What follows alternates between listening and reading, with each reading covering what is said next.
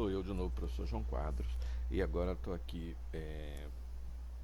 colocando mais um pouquinho da aula aí para a gente já introduzir a parte de rede. Não é que a gente vai esquecer a parte de montagem, não. A gente vai fazer a prática de montagem, mas só tem sentido a prática de montagem quando todos nós estivermos prontos para voltar à aula. Por enquanto, vamos manter aí essa quarentena que é importante para a vida de todos nós e que Deus nos ajude nesse momento. Ok, então quero introduzir em vocês alguns conceitos de rede, né? Vou falar para vocês alguns conceitos iniciais que até agora a gente não falou nada disso. Então vamos lá. O que é rede? Rede é o seguinte: rede de computadores, óbvio. Dois ou mais computadores que se interligam através de um meio. Esse meio pode ser um meio o ar, né, ondas sonoras, né, micro-ondas, rádio, infravermelho, cabo físico, né, e uma vez que esses computadores consigam se comunicar, eles podem compartilhar recursos, né, fazer com que haja compartilhamento de áreas específicas, né, do disco ou de impressora ou coisas desse gênero. Os componentes básicos de comunicação, de qualquer meio de comunicação, são o emissor, a mensagem, um meio receptor. No conceito de rede, a rede acrescenta mais um conceito básico, que é o conceito de protocolo. O conceito de protocolo é super importante, porque é desta maneira que a gente consegue fazer com que o meio, a mensagem vinda através do meio, saia do emissor e chegue ao receptor íntegra. Então é o protocolo que produz essa integridade da mensagem chegar até o receptor, para evitar, como se fosse aquela brincadeira de telefone sem fio, que você começa numa ponta e a mensagem chega na outra ponta completamente diferente. Para evitar isso, então, aumentando o conceito de comunicação, acrescenta-se a ideia do protocolo, que é um conjunto de regras, né, de programas que rodam, né, nos computadores e permitem, então, controlar esse envio de mensagens entre o emissor e o receptor pelo meio que for, seja o ar, né, através de micro-ondas, de ondas de rádio, de infravermelho ou qualquer coisa assim, seja através de um meio físico, através de um cabo de redes, um cabo óptico, um cabo coaxial ou um cabo de par trançado.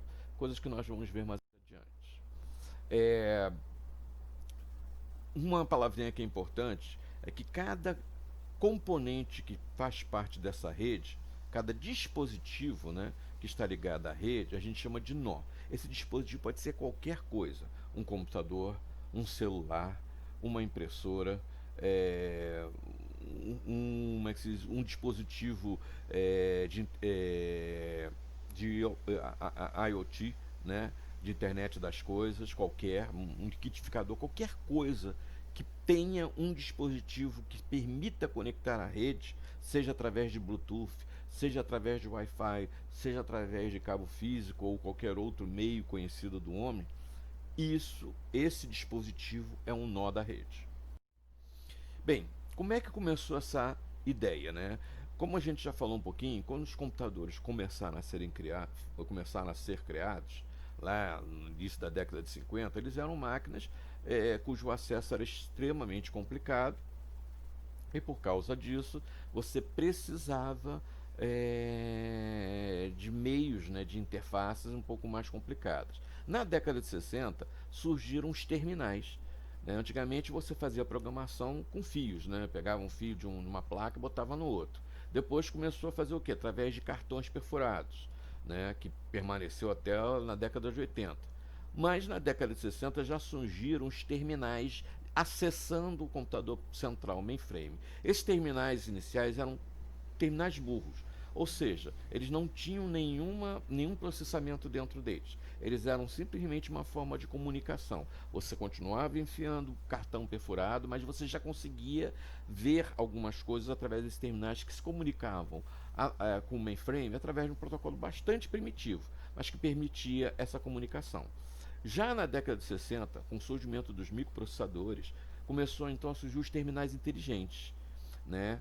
No caso da IBM era o 3174, 3178, né, que eram terminais que tinham processamento. Aí já dispensando para a entrada de dados os cartões perfurados, já não precisava mais dos cartões. Agora você podia usar um teclado, né, um terminal que podia processar aquelas informações do teclado e jogar aquilo através de uma transmissão para o mainframe. Ainda não era um computador propriamente dito.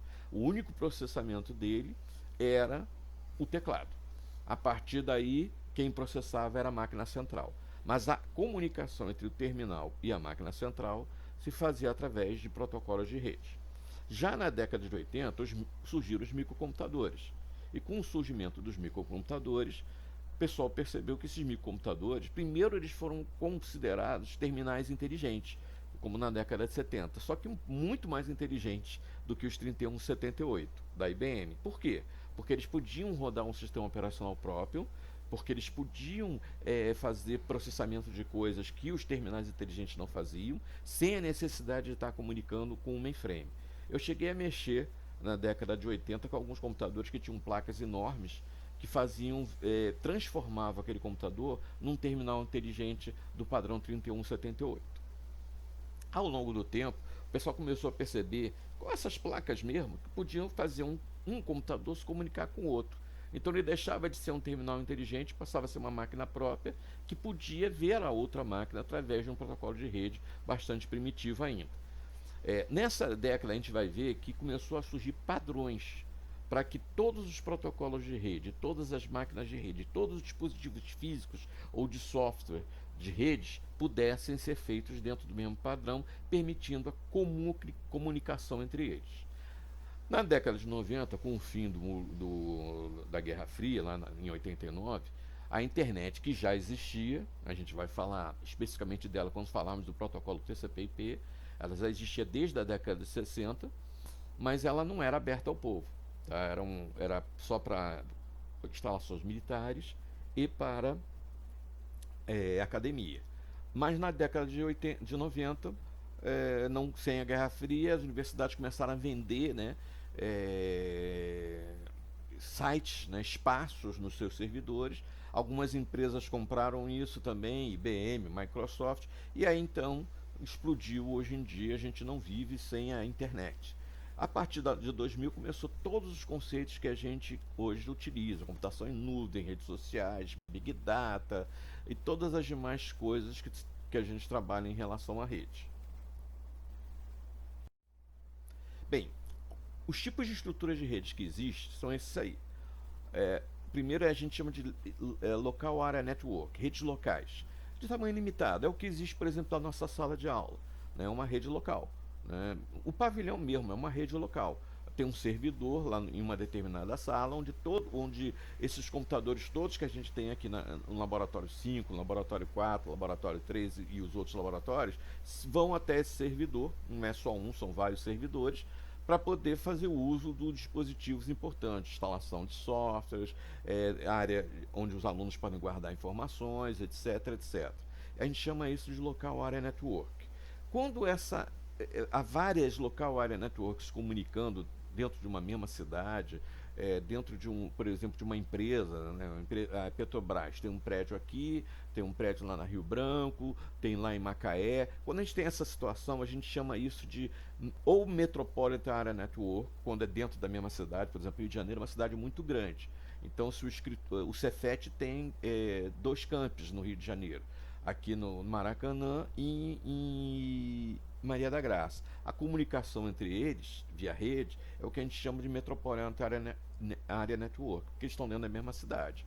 Agora, já uma van é quando ultrapassa o limite da cidade. Isso é só uma questão puramente didática, porque na prática a MAN e a van são iguais, utilizam-se dos mesmos meios de comunicação, fibra ótica, micro-ondas e coisas desse gênero que permitem a transmissão de informação a longa distância. Fora o fato também que elas têm protocolos próprios para fazer essa transmissão de longa distância, não somente o TCP/IP, ela encapsula em outros protocolos para que a informação não se perca, né, devido à grande distância. No caso do Cefet, a gente tem campos em Angra dos Reis, em Friburgo, em Petrópolis. Então, isso tudo, o Cefet se integra entre os campos através de uma rede de longa distância, que é isso aí, a WAN, Wide Area Network. A gente também tem, né, principalmente para os meus alunos que aprendem microcontroladores comigo também e na graduação, redes de controle, né, que são as CANs, que são tem protocolos próprios, muito parecidos com protocolos que a gente vai aprender, e que fazem a comunicação entre microcontroladores. Você já deve ter visto vídeos de, por exemplo, drones que vão sincronizados. Eles fazem isso por causa dessa CAN, né? Desse tipo de rede, Control Area Networks. Isso é um exemplo de uma van. Imagine cada uma dessas cidades aí como sendo um Friburgo, Rio de Janeiro, Nova Iguaçu, Angra dos Reis, e a comunicação entre elas controlada através de um dispositivo que permita essa comunicação de longa distância. Como eu falei, a partir dos anos 80 surgiram muitos protocolos, muitas coisas diferentes. Então se viu a necessidade de padronizar para que justamente o fabricante de uma placa de rede pudesse vender essa placa de rede para qualquer tipo de computador. Não interessa se era mainframe ou um computador pequenininho, entendeu? Lembra aquele meu computador pequeno? Então, naquela época, 78, quando eu adquiri aquele computadorzinho pequeno, não tinha esse tipo de protocolo de rede. Então a comunicação dele com a máquina de impressora era um pouco mais primitiva. Mas já na década de 80, você tinha que pegar grandes computadores, terminais inteligentes, terminais de música, fazer eles se comunicar, e cada companhia, a IBM, a Microsoft, a Lance e outras companhias, a Network, que já até acabou, a Xerox, todas as companhias montaram os seus próprios protocolos.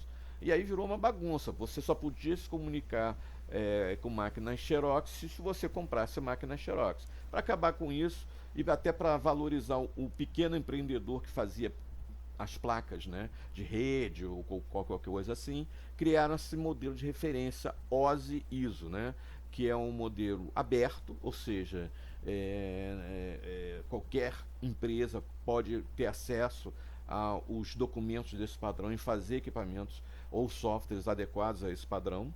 E hoje em dia, nos anos 2020, existe, se solidificou em praticamente todas as companhias, IBM, Xerox, HP, Digital, todas essas companhias, Sharp e as demais que existem por aí, as grandes e as pequenas, todas usam esse modelo OSI-ISO para construir os seus equipamentos e seus softwares de rede. Esse modelo, né, ele é feito em camadas e cada camada tem uma função, tá? A gente vai ver isso mais adiante, porque só falando não vai dar para entender. Espera só um pouquinho. Ok, pulei um slide, mas eu vim logo para esse aqui que nos interessa, que é quais são as camadas desse modelo. A gente chama esse modelo OSI-ISO de um modelo de 7 camadas. Vocês vão ver aí. Aplicação, que está em vermelho, apresentação em branco, seção em cinza, transporte em verde, rede em rosa, enlace azul e física em amarela. Cada uma dessas camadas podem existir conjunta mesmo no mesmo hardware ou software, ou o software e o hardware podem só tratar de algumas dessas camadas. Aí nesse nosso exemplo a gente está vendo equipamentos aí no meio entre o sistema A e o sistema B que só trabalham com a camada de rede, enlace e física, tá? Que são as principais camadas de comunicação. As camadas de transporte, seção, apresentação, aplicação são as principais camadas para tradução da informação. Ok, vamos ver então cada camada, como elas funcionam e quais são os propósitos dela. A camada de aplicação é o que disponibiliza o que o nome diz, aplicação. Um browser, um correio eletrônico, um software de transferência de arquivos. Por exemplo, quando vocês estão baixando coisas no YouTube, com software de YouTube, vocês estão usando a camada de aplicação, por exemplo. Já na apresentação é o que permite você ver a informação como ela se apresenta. Se for uma mídia, por exemplo, um texto, se for um vídeo, se for som, vocês estão ouvindo a minha voz. Eu espero que não esteja tão baixa quanto no outro exemplo. no outro slide que eu fiz, que eu tentei aumentar um pouquinho. Mas, de qualquer maneira, é, o que fica é que essa camada que faz vocês me ouvirem, é que faz vocês verem esses textos aí. Sem ela, a gente não conseguiria, a camada de aplicação não conseguiria traduzir essas informações. A camada de sessão é o login que vocês fazem na rede, né, quando vão entrar no correio eletrônico, ou quando vocês estão lá no Cefet para entrar no computador da casa de vocês, caso tenha login. É a camada de sessão, é que estabelece quem é que está mexendo nisso tudo. A camada de transporte, ela é importante porque ela é a primeira camada de confiabilidade.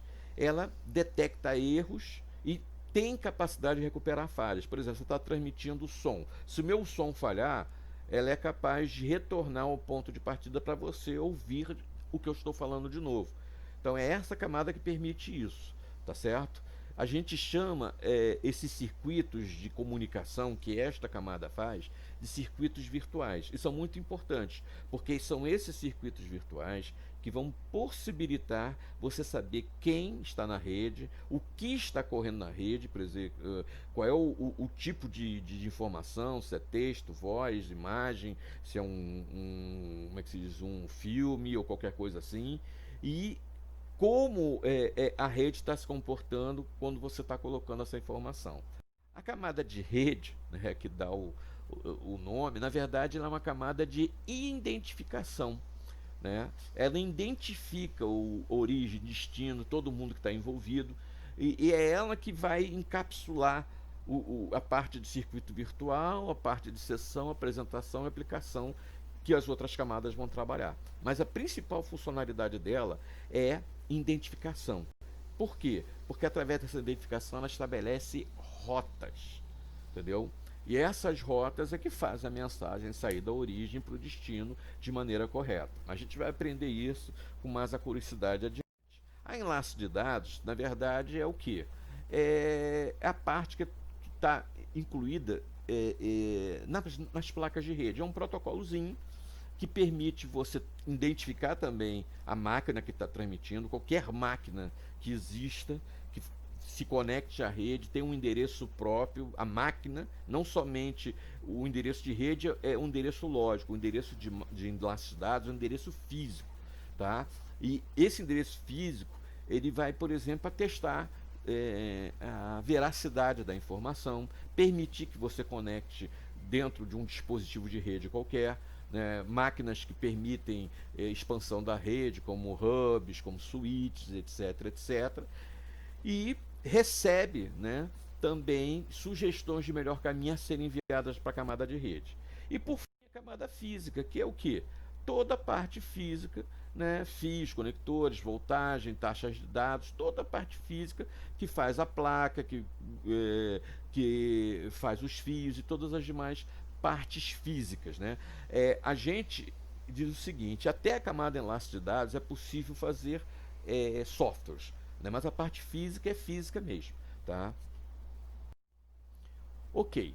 Quais são as palavras-chave que nos ajudam a identificar essas camadas, né?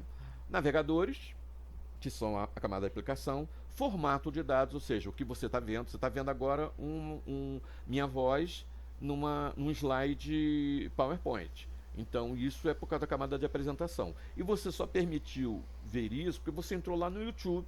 E quando você entrou, mesmo que você não tenha posto senha nem nada, você entrou como convidado. É a sessão, tá certo? Dependendo aí da sua rede, ela vai identificar a qualidade de serviço. Ou seja, por mais que haja lentidão no seu computador de ver o que eu estou falando, você vai receber essa informação. E eu, por exemplo, botei isso no YouTube, né? E para chegar até vocês, via os browsers que vocês estão usando, que pode ser até via o aplicativo YouTube do seu smartphone, foi feito um caminho, uma rota para isso chegar até vocês. E isso foi a camada de redes.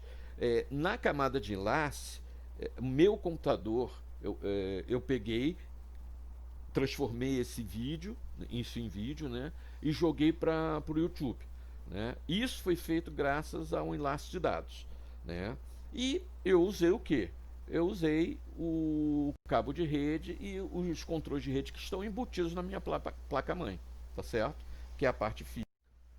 Aí é só para a gente entender o que existe em cada uma dessas camadas. Então prestem bastante atenção.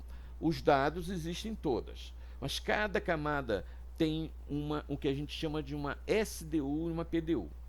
SDU é uma unidade de serviço. Define que tipo de serviço você está mexendo. Se é um banco de dados, se é o YouTube, se é o WhatsApp, qualquer coisa assim. Cada um deles tem uma porta, um caminho específico para circular na rede. E o PDU é o que você está efetivamente mexendo. Né? E esse PDU é que se comunica com um protocolo. O protocolo, na verdade, é uma forma de organizar todas essas camadas que vocês estão vendo. Bem, então a gente chama esses PDUs, né, que percorrem no protocolo, na camada física é fluxo de bits, no enlace é frame, na parte de rede a gente chama de pacote, na parte de transporte a gente chama de segmentos, e daí para diante é dado. Né? Então até o transporte existem controles de veracidade, de confiabilidade, coisas desse gênero. Geralmente, quando a gente está conversando sobre vírus de computador, esses vírus eles só conseguem ir até a camada de transporte. Por quê? Porque a partir dali ele consegue mexer nos dados. Então, a maioria dos antivírus age na camada de transporte para baixo. Bem, outra coisa importante é a gente falar de topologia física, tá? Tem topologia física e topologia lógica. Vamos falar primeiro da física. A física é a estrutura de como a gente mexe com os computadores para que eles comuniquem na rede. A gente tem linear, anel, estrela e mista. Na lógica a gente vai falar depois, mas a gente tem a Token Ring, também chamada de Apple Talk. Token Ring foi inventada pela IBM, ainda existe. E a Ethernet, que é o que existe no mundo da internet como um todo. A topologia em barra, na verdade, é uma estrutura parecida com essa aí. Você tem um grande fio, né, onde em cada ponta você tem um terminador, e aí você une, né, com dispositivos especiais chamados conector T, várias máquinas nessa topologia. Ela tem um grande problema. Se um computador qualquer um, seja o que tiver na ponta, no meio ou no final, falhar, a rede toda para. Né? Então, é por isso que esse tipo de topologia é muito pouco usado hoje em dia. Porque imagine um prédio com 100 computadores nessa topologia. Se um computador só desses 100 desse prédio falhar, o prédio todo fica sem rede, para vocês terem uma ideia. Isso acontecia muito quando eu trabalhava na Telerge e trabalhava na área de suporte de rede. Imagina só o trabalhão que dava identificar entre 50 máquinas a que estava com defeito, que estava prejudicando a rede toda. Aí, uma alternativa que o pessoal usava era a topologia em anel. Só que essa topologia ela é limitada. Ela não dá para botar muita coisa dentro dela. E outra coisa, ela é mais usada quando a gente está mexendo com servidores. Ela existe até hoje, né, mas ela é muito usada em servidores. Então, quando se usava isso num prédio, era complicado se controlar também. Outra coisa é que ela tinha que ter, ela na verdade era dupla, justamente para evitar que quando uma máquina falhasse, a rede parasse. Tinha um backupzinho de rede. E a mais comum hoje em dia é essa aí, a que a gente chama de estrela. A gente tem um equipamento chamado concentrador, o hub ou switch, tá? O concentrador é hub, mas a gente praticamente não usa mais hub hoje em dia, tudo é switch. E a gente conecta as máquinas neste dispositivo, a uma distância de 100 até 200 metros. Alguns cabos permitem até 1 quilômetro de distância desse concentrador, o que é bom. E qual é a grande vantagem? Se uma máquina pifar, a rede não para. Né? Porque a máquina que está pifada é que não vai conectar na rede, mas as outras máquinas vão funcionar perfeitamente. Então, e é óbvio, né, que dependendo da empresa, por exemplo, as redes cães costumam ser em barra, essas aí que vocês estão vendo em cima à direita. As redes de servidores costumam ser em anel, como vocês estão vendo ali em cima à esquerda. E as duas de baixo são as redes comuns que vocês estão usando, é o que tem no laboratório 5, no laboratório 4, nos outros laboratórios, no Cefet como um todo. Né? Tem um switch em algum lugar, um hub em algum lugar, e as máquinas se conectam ali.